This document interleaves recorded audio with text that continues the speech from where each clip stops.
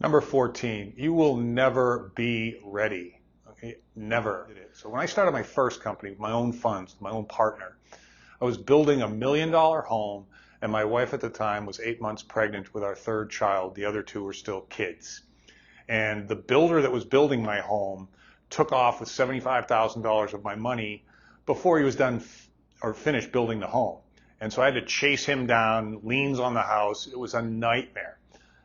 Was I ready? Not based on that story, but the business became successful and I was ready.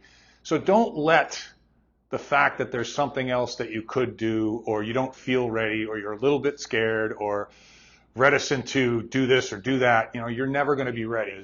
If you're feeling like you're about 80 or 90% ready, just go, jump in, dive in, open the door, turn on the lights, flip the switch, ship the product, whatever that means to you. Don't wait until you're ready, because you never will be.